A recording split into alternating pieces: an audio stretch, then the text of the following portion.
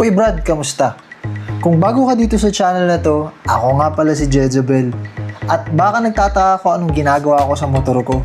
Well, ikikwento ko yan sa'yo. Tara!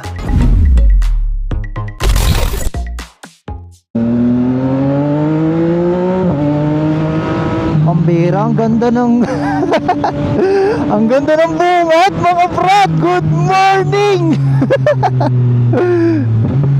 Unang start, lobat agad. Anyway, magandang umaga mga brother. Alam nyo, ang dami ko nang naisip na magandang intro, pero pinakamagandang intro pa rin yung bumungad sa atin, lobat ang motor. Pambira, buti na lang mga brad, meron akong charger, no? Siguro mga 5 to 10 minutes ko lang siyang chinarge. And ngayon meron tayong ride kasama ang Z650 Nation, no? Hindi ko alam kung tama, pero sila yung mga Kawasaki Z650 group, no? And invite tayo ni Bon. And ang meetup namin ay 6 AM. Dapat kanina pa ako nakaalis mga brad, as in gagawa pa ako ng intro dun sa Shell Heritage. Dami ko na naisip na ganito gagawin ko, ganyan gagawin ko, pero pambihira. Pag susi ko ng motor ko, cold start ko na, ay pambihira lobat. Which is an unplanned intro mga brother.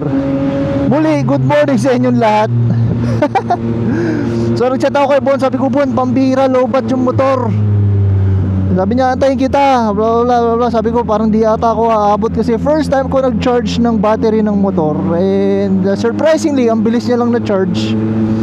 And nung kinabit ko naman siya sa motor, isang click lang nag-start agad. So mukhang all goods naman tayo. And along the way, mag-charge din naman siya.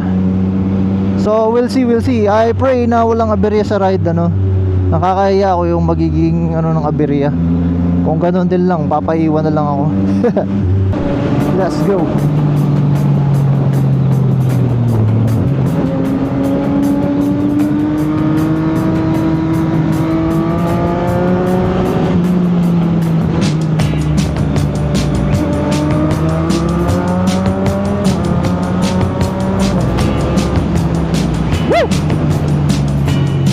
Daming tao dito.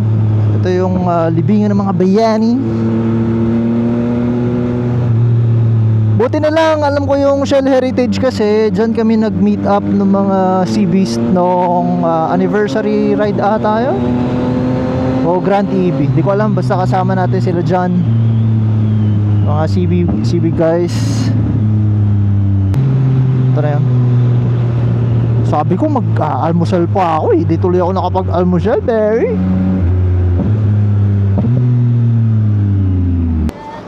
Hello ma'am, 95 po, full tank. 95 po. So ngayon lang ulit tayo nag-gas sa Shell mga brad. Wow, whopping 70 pesos. Ay, ang mahal talaga sa Shell. Yun, kinakabahan ako sa'yo, Koy, pambira ka. Kinakabahan ako sa'yo, boy. Ayan na si Bon at ang kanyang Street Fighter. Pambira, kinabahan ako. Buti saglit lang. Akala ko matagal mag-charge eh. Araw-araw ko naman siya ginagamit, diba? Oo. Ay hindi. Ngayon every week na lang. Ayoko nang patayin eh, baka alam mo na. Pero one click naman siya, nag-start agad. So mga brad, dito na kami sa kakalampas na, ito, Shell. And papunta kami sa Caltex kasi doon yung meetup nung grupo na kasama namin, Familia. So kasama ko pa rin si Bon. At mga brad, pambira, ginutom ako doon sa pagpalit natin ng battery. Tara, update ko kayo pagdating namin doon. Let's go! Dami nag-ride mga brad, oh. Ang daming nag-ride. Almusal muna tayo mga brad, gugutom ako. So kumagan. Daming riders dito, grabe. Z1000 sa Beto, GS.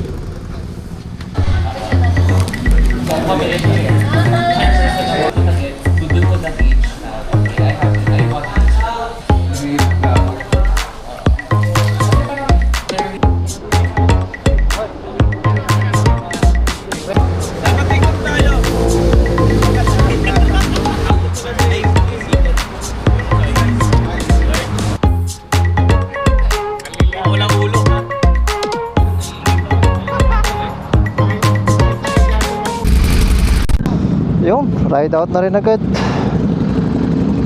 Ang exit doon namin sa Lipa, Batangas na eh. So hindi ko kabisado yun mga brad, kaya susunod na lang tayo sa kanila. Tatanggal na yung thumb grip mo, bumababa na. Ba yan, naka Ducati, pakit yung thumb grip.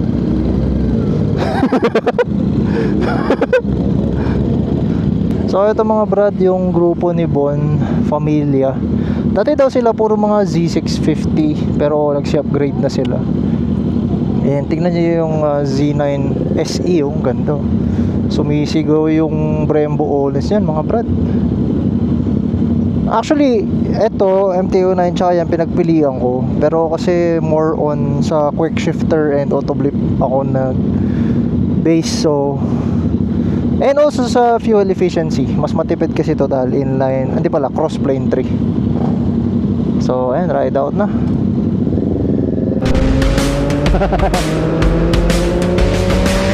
Right behind you bro.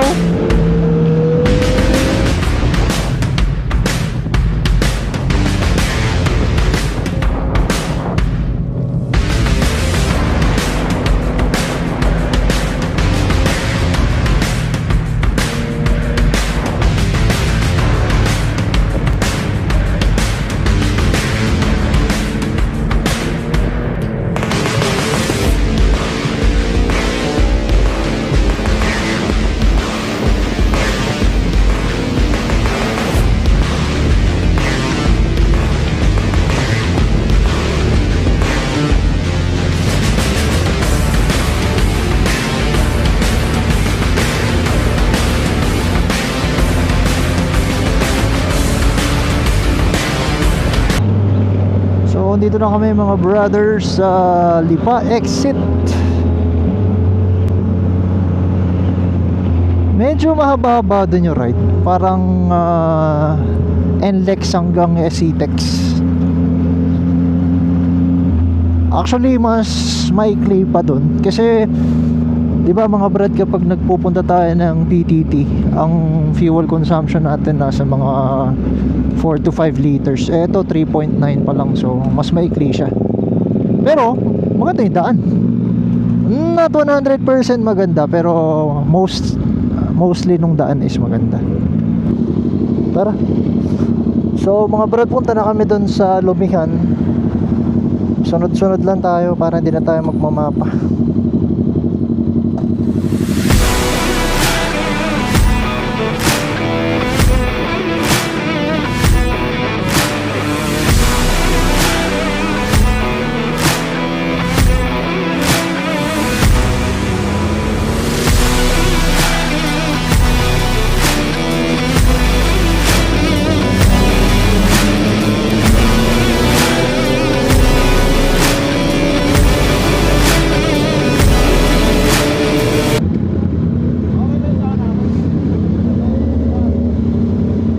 Brad, dito kami sa Liam's.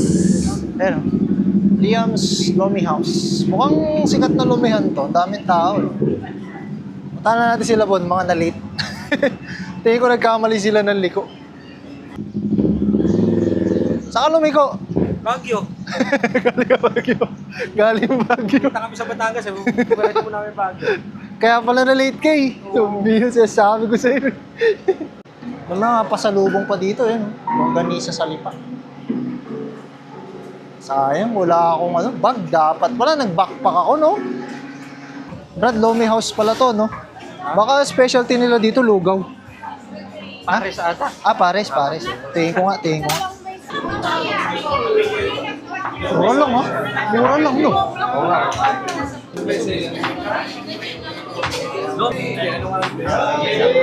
Drinks mo. Yun, no? Mga brad, sila yung mga kasama natin. Kasama tayo ng sir. Pamilya GC. Hello po. Hello, si Sir din pala kasama natin. Hello sir, hello po sa inyo. Hello po. Thank you po. Hello sir. Thank you po sa pag-invite. Hello si Sir. Hello sir. Hello, morning.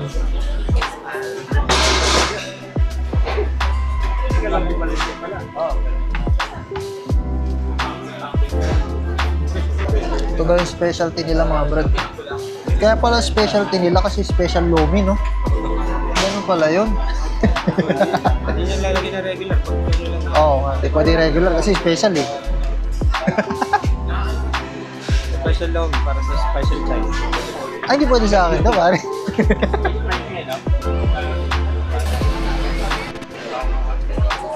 Mga kabrad natin dito sa Liya, sir. Shout out, sir. Shout out. Oh, sir.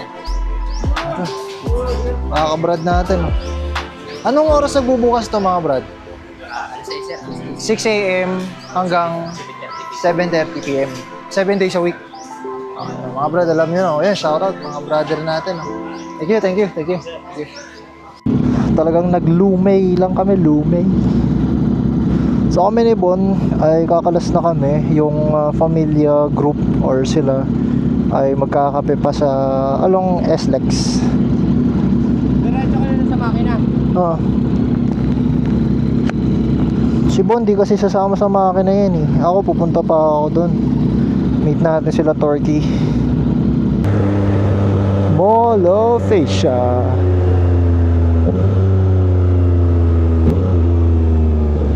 Alright, so we are here at the SMX.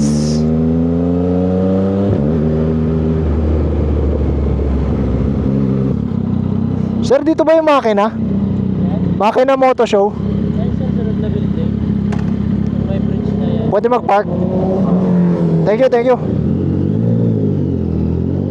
Ayun o. So nakaikot-ikot na tayo mga brad. Dito tayo kasama natin si Torky. Isa sa nagustuhan ko, MV Agusta talaga.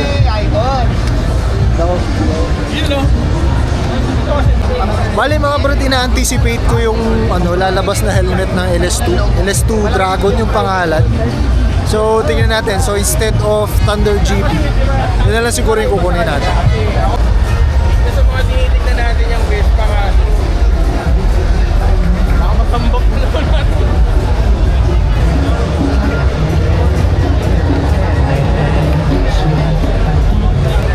Sir, question lang po. Yung SP version lalapag ba dito sa akin?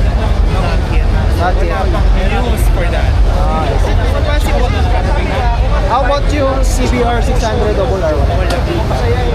Oh, thank you. Ayun sa room. Oh, sorry.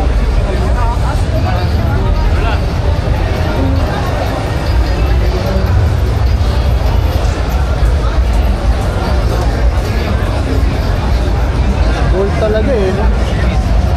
Di ba paano mangulang overshot? Tapos incline pa, no?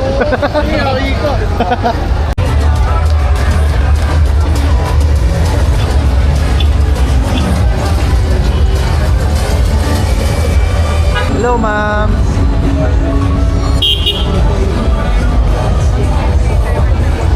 Estrado. Isa to sa mga gusto ko, mga brad punch. Magkano yung SRP nito, sir? 860 po sir. 860. Yung black, yung red, 850. 850 yung high-end na. Or pareho lang sila ng specs? Parehas lang po, Iba lang kulay kulay. lang. Okay. Ito yung 438. Pasok isa.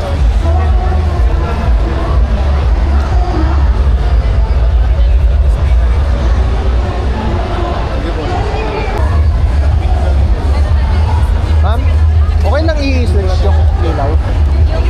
Yung ilaw? I-switch lang yung ilaw para makita.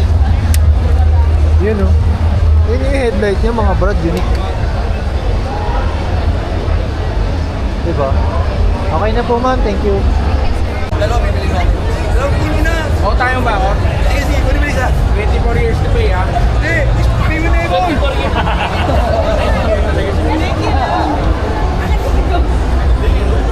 Ganda?